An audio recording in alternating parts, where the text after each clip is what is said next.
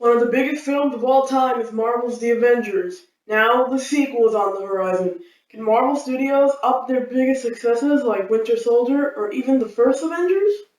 This is Snar's review of Avengers Age of Ultron. You want to protect the world, but you don't want it to change. You're all puppets, tangled in strings. So it doesn't matter what you might have heard, this movie knocks it out of the park. Before we get into the plot and the characters, gotta say, one of my favorite Marvel movies. I'm still debating upon myself if it's better than the first Avengers movie, but it's definitely there. It's definitely, like, the fact that we're even having the conversation that isn't better than the first Avengers means it is good. So how I'm going to structure this review is I'm going to talk about the main plot, and I'm going to jump into the characters, and hopefully that explains the entire story, and then I'll give my overall final score at the end. To start off, so after the events of Captain America, the Winter Soldier, when S.H.I.E.L.D. comes down and Hydra is starting to resurface, the Avengers have been, taking out Hydra. And Thor has been wanting the Avengers to look for Loki's scepter. As we saw in Tuesday's episode of Agents of S.H.I.E.L.D., Fatal Protocol, meaning Assemble the Avengers, was initiated, because, Coulson found Loki's scepter. So, in the beginning of the movie, we see they're looking for Loki's scepter, they get it, they're being like, Tony Stark goes to get the scepter, and the Scarlet Witch does something to his mind, and he sees a foreshadow to Infinity War, which is the next Avengers movie. But what happens after that is Banner and Stark start giving a rundown on the scepter, and they find out that the scepter can help them make the Ultron program, which is something they've been wanting to do for a while. Tony Stark says he envisions a suit around the world, because this vulnerable world needs something a bit more powerful than them. So he decides to create the Ultron program with the scepter, with the gem in the scepter. So he creates the AI goes rogue, kills Jarvis, and resurfaces during an Avengers party, and attacks them. And this is where the plot starts. So we're going to jump into the first character, which is Captain America. Captain America has a very good arc in this movie. Something very, sad. Is that he kind of comes to the realization that I'm so used to war. I can't live without a war, and that's something that's kind of in the back of his mind after Scarlet Witch shows him his worst nightmare. Well, not really a worst nightmare, it's more he regrets the life he left behind. And there was a scene with Peggy Carter, and it was really sad, because after seeing Agent Carter and experiencing so much with that character, seeing her here and Steve regretting that he left that behind is, sad and, tugs on your heartstrings sometimes. But his arc in the movie is, he wants to figure himself out. So, in the midst of this, he sort of takes on more of a leader role that, he is the leader of the Avengers, but Iron Man always seemed like he was. Captain America definitely shows that he is the leader of this team this time. There's a part where they're in a train, and the train is going to crash into a bunch of people, and Captain America says, to Quicksilver, you get all these people out of the way, and Scarlet Witch, you stop this train. So he takes on more of a leader role, and we'll talk about the end of the movie when the new team shows up, when we get to Vision. I don't know why, we'll just do it that way. So now let's go ahead and talk about our next character, which is Iron Man. He goes through sort of an arc as well, because he's the one who creates Ultron. He's regretting himself for doing all of this, and he wants to stop this. He wants to end the problems that are going on, even though he has said before that he wants to put down the suit. He wants to just be Tony Stark, not Iron Man. Um, so he kind of regrets creating Ultron and all this, and he wants to fix it, which leads him to getting the other body that Ultron was gonna make and making Vision, which is, the Jarvis AI put into a suit. And there's this great relationship between Tony Stark and Ultron, where it's like, Ultron is like Tony Stark's son. Tony Stark's evil, maniacal, murderous son. And that's a really cool dynamic that they play off of a lot. It's very interesting. And let's go ahead and jump into our next character, which is the mighty Thor. He has an arc as well. His arc is mostly after Scarlet Witch shows him his nightmare, which has to do with everyone in Asgard being dead. He decides to go to this fountain to see his nightmare again, and he sees the Infinity Gauntlet and sees the future for the Infinity War. He he knows that someone's out there using them as pawns, and that he's just waiting for the time to strike.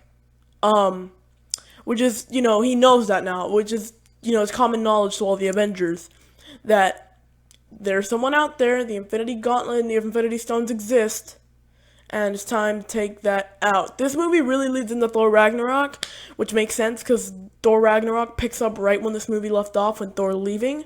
But it's going to be interesting to see what happens in that movie, because it will be the defining movie in Phase 3 that leads right into Infinity War, as well as Civil War. Civil War also leads into Infinity War a lot, but this is going to be that movie. People are speculating that Thanos is going to appear in Thor Ragnarok, and I say that's a pretty interesting theory. Probably what's going to happen. So now let's go ahead and move on to our next character, Black Widow. So we get to see Black Widow's origin in this movie, her cinematic origin. We get to see the Red Room where she was trained to become an assassin, and we discover something a little bit sad. She was sterilized, which means that she can't have children. Which is, it just shows how tortured and how, she didn't want the assassin life. The assassin life wanted her. But all jokes aside, it's sort of sad, seeing her backstory, and you can even see in the Red Room that she was trying to fail. She was trying to not pass the test, the final exam, so she didn't have to become an assassin. As we see, she used her assassin knowledge to good. There's another arc with Black Widow in this movie, and it's normally her relationship with the Hulk, Bruce Banner. We see in this movie that they've become sort of an item, and they're back and forth.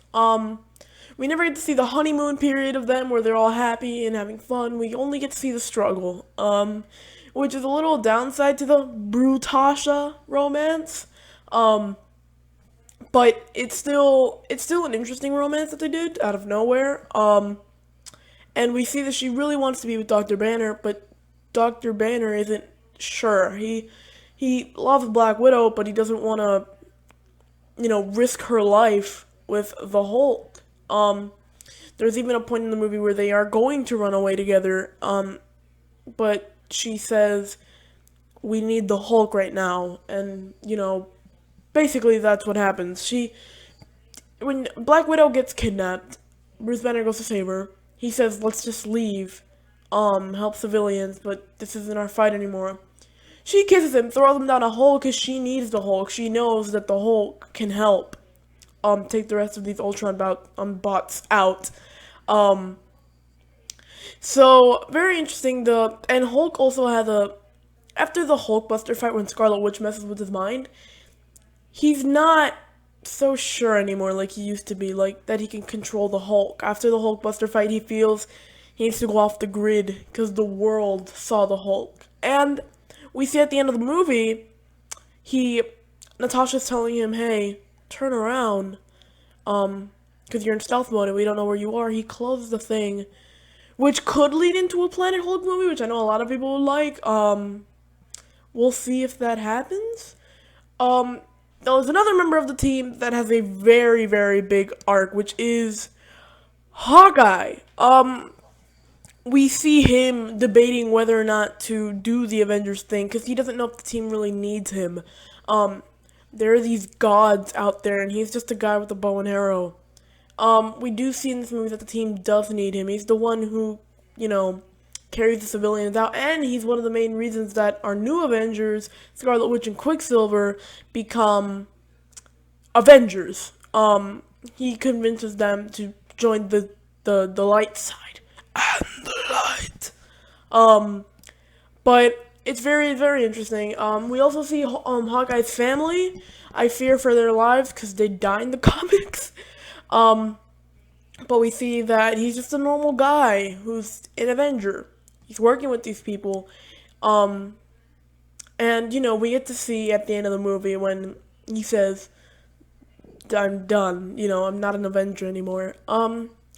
Now there's another character I would like to talk about, and it leads into another Marvel property, which is Nick Fury and Agents of S.H.I.E.L.D. Now the reason Agents of S.H.I.E.L.D. is thrown into this is because, at the end of the movie, we sort of see the helicarrier come back and sort of a reformed S.H.I.E.L.D.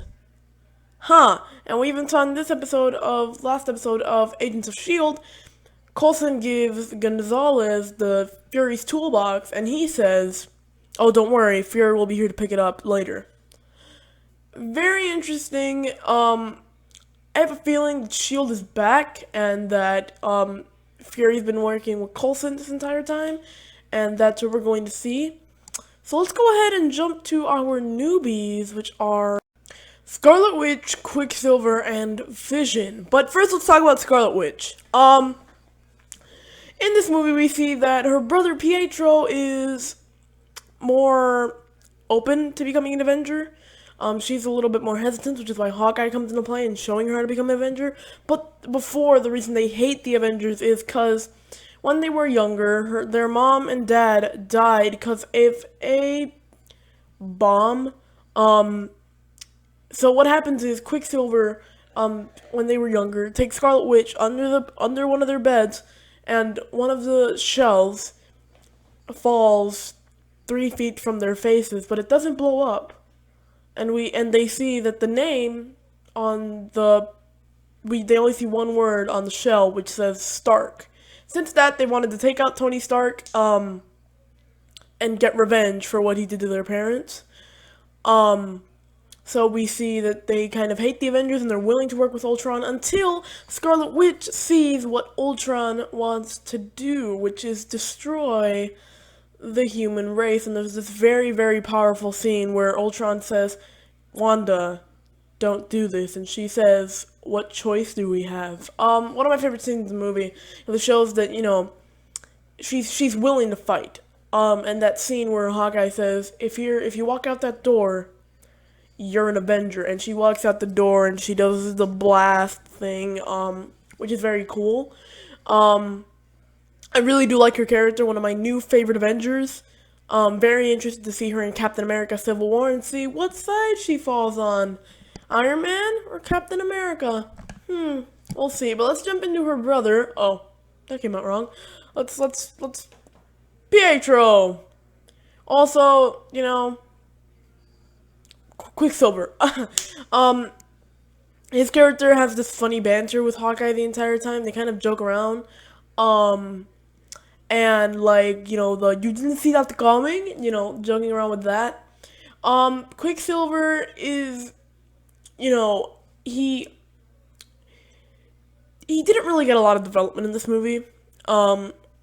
But maybe that's because they didn't want people to get too attached and they killed him off.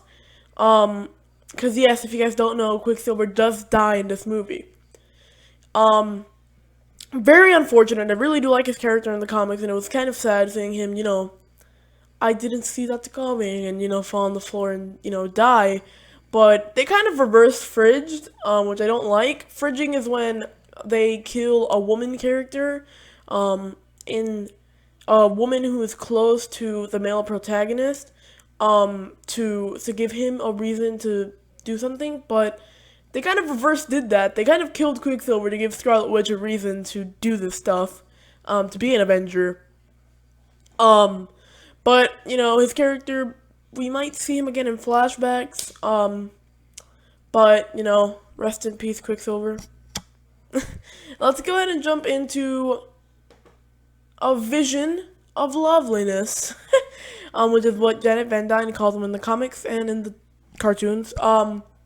Vision. So what happens with the Vision is this is a body that Ultron created with Helen Cho, to be more human-like. The Avengers managed to steal this from Ultron and make it so they upload Jarvis into this. So Jarvis is now Vision, and it's sort of interesting seeing Jarvis, you know, interacting with these characters, but in a different way. We see with Vision that he's not sure whose side he's on. He's on the side of life, and he's playing for the long game, which is why he gets along with Thor so much, because the humans are going to die out someday, but Thor and Vision are thinking about the long game and what's going to happen after that, because they don't die. They're immortal, both of them. We also see that Vision is worthy to pick up Thor's hammer, which is incredibly interesting. He just grabs it and goes like, hey, we have to go and fight, trying to convince the Avengers to work with him, so they can take care of Ultron. We see at the end of the movie that he kind of, solar beams Ultron, but we don't know if he actually kills him. We'll find out in other movies. We see that he has an Infinity Stone in his forehead, which means that he's either going to have to work with Thanos or going to have to die before Infinity War, which is going to be incredibly sad. But Thanos needs that gem.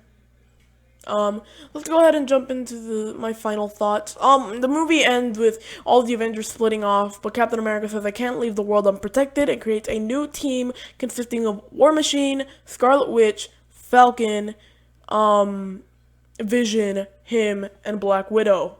And that's where the movie leaves off. We see in the mid-credits scene that Thanos is tired of all this crap that he's had to go through, and he's ready to do it himself. He's ready to get the stones himself. So didn't lead into Civil War that much. A bit, led more into Infinity War. Very good movie. Really liked it. If I had to give it a score, I would give it a 9 out of 10. I would have liked it if they would have utilized some characters more. There is a 3.5-hour cut of this movie somewhere. I think it would have benefited from the more time, because a lot of things were underdeveloped. So, thank you guys so much for watching this review. If you liked it, don't forget to subscribe and like this video. I'll see you guys next time. Peace.